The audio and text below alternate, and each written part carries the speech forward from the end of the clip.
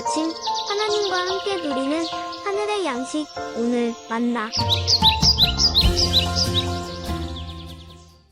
느헤미야 제1장. 하가랴의 아들 느헤미야의 말이라.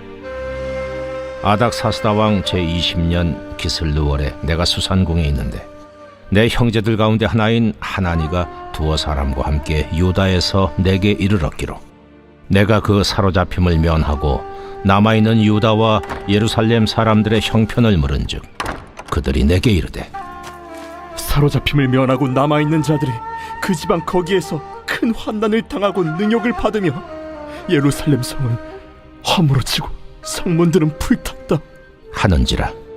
내가 이 말을 듣고 앉아서 울고 수일 동안 슬퍼하며 하늘의 하나님 앞에 금식하며 기도하여 이르되 느헤미야 52 프로젝트 첫째 날입니다. 52일간의 여정을 함께 걸으시는 여러분을 환영하고 함께 기도할 수 있다는 사실에 너무 기분이 좋습니다. 하나님께서 우리 기도의 발걸음에 힘주셔서 다 함께 힘차게 완주하시기를 축복합니다. 오늘 묵상의 제목은 하나님 앞에서 울다입니다. 느헤미야는 정말 울 수밖에 없는 상황이었죠. 때는 아닥사스다 왕 제20년 기슬르월 때였습니다. 기슬르월은 우리로 하면 9월에 해당합니다. 수상궁은 페르시아 왕들이 추운 겨울 바람을 피해 지냈던 비교적 아늑한 곳입니다. 추워지기 시작하니 왕은 수상궁에 가 있었던 것이죠. 그런데 당시 느헤미야도 수상궁에 있었다고 하는데 왕의 신뢰를 얻는 고위 관료라고 하는 것을 알 수 있습니다. 느헤미야는 그곳에서 호의호식할 수 있었습니다. 이런 상황에 유다 형제 중 한 명인 하나니가 느헤미야에게 오게 됩니다. 그들의 대화에서부터 느헤미야서는 시작하게 되죠. 느헤미야는 유다와 예루살렘에 있는 동포들의 형편을 묻는데 충격적인 대답을 듣습니다. 큰 환난과 능욕을 받는 동포들의 소식, 예루살렘 성은 허물어지고 성문은 불탔다는 이야기입니다. 풍비박산인데다 외적이 온다면 무방비한 채로 당할 수밖에 없는 불안정한 상황이었죠. 우리가 이 일을 겪는다면 어떨까요? 저는 비슷한 감정을 느낀 적이 있습니다. 조선 제1의 법궁인 경복궁은 한국인이 사랑하는 궁궐이죠. 하지만 일본이 침략하며 경복궁을 가리고 조선 총독부를 세웠습니다. 경복궁에 있는 여러 건물들까지도 부숴버렸습니다. 경복궁 내부뿐 아니라 서대문으로 사용했던 세문이라 불리우는 돈이문까지도 철거하고 수탈하기 위해서 거기 도로를 놓았습니다. 회파된 우리의 대문과 궁, 그 앞에 아무 소리 하지 못했던 선조들의 모습을 보며 참혹함을, 참담함을 느꼈었죠.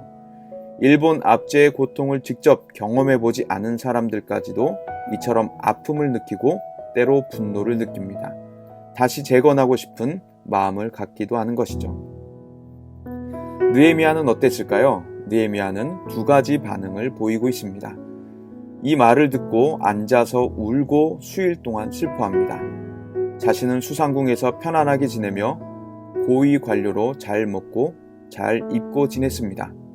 염려가 없었을 법한데 동족의 가슴 아픈 상황을 놓고 깊은 슬픔을 경험하죠. 울고 슬퍼하는 것에 그치지 않고 하늘의 하나님 앞에 금식하며 기도합니다. 느헤미야는 어떻게 이런 마음을 가질 수 있었을까요? 바로 하나님의 마음에 맞닿았기 때문입니다. 하나님의 시선은 잘 지어진 아늑한 수상궁이 아닌 환난당하는 회파된 예루살렘 성에 있었습니다. 느헤미야가 오늘 먹을 잘 차려진 밥상과 오늘 입을 잘 갖춰진 관료 의복에 있지도 않았습니다.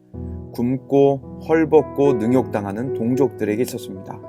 그리고 회복하고 재건해야 할 하나님의 나라로서의 이스라엘에 있었습니다. 어떤 사람들은 느헤미야의 상황에 난 살았다 하며 안도했을지도 모릅니다. 예루살렘의 상황에 모른 척하며 지냈을지도 모릅니다. 그러나 느헤미야의 마음에는 하나님의 마음으로 가득했습니다.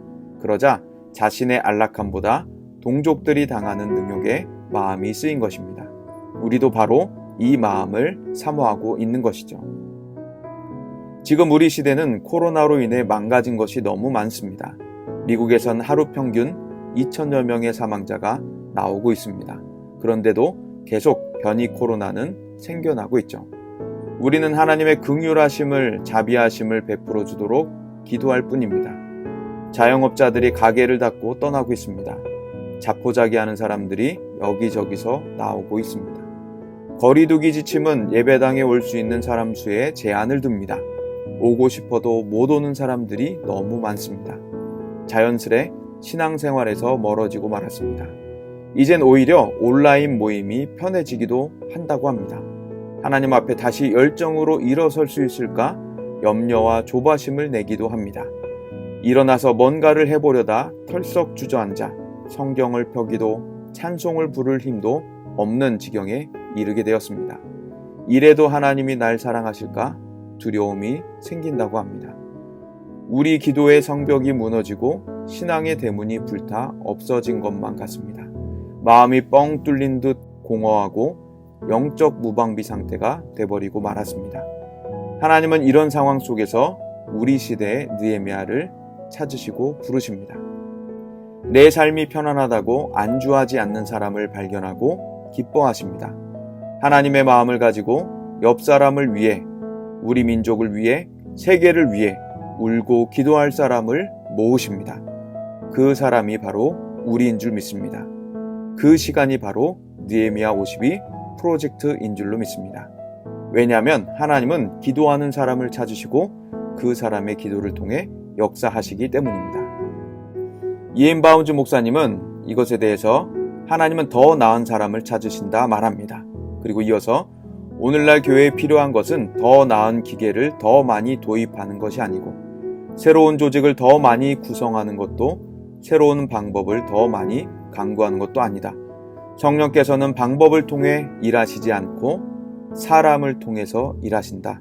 성령은 기계에 임하시는 게 아니라 사람에게 임하신다. 계획에 기름을 부으시는 게 아니라 사람에게, 곧 사람의 기도에 기름을 부으신다 말합니다. 그 사람이 우리이기를, 우리가 그 기도하기를 원합니다. 그리고 하나님께서 느헤미야 52 프로젝트를 계획으로, 방법으로 사용하시지 않고 우리를 일으키시는 그 기회로, 시간으로 삼으실 줄로 믿습니다. 오늘 느헤미야 프로젝트가 시작되었습니다. 재건을 시작할 때 우리를 방해하는 것들도 있을 것입니다. 왜냐하면 재건을 꿈꾼 느헤미야에게도 외부와 내부의 방해가 끊임없이 있었기 때문입니다. 52일 동안 우리에게도 그럴 수 있습니다. 하지만 포기하지 않고 우리의 마음을 다시 다잡고 끝까지 함께 완주하며 기도할 때 하나님의 강력한 권능을 경험하게 될 것입니다. 그럴 때 코로나는 역경이 아닌 하나님의 선물이 될 것입니다. 52일 동안 나의 기도의 단이 쌓이는 회복, 교회 공동체가 다시 살아나는 회복, 민족을 살리고 세계를 살리고 그리스도의 계절에 도래가 있는 회복이 우리 가운데 나타나기를 소망합니다. 그 일을 믿음으로 바라보며 기도하고 하나님의 큰 일을 함께 목도하면 참 좋겠습니다. 바로 오늘부터 시작입니다. 하나님의 마음을 품은 기도의 사람 다 되셔서 52일 완주하시고 더 강해지는 그리스도인 되시기를 간절히 기도합니다.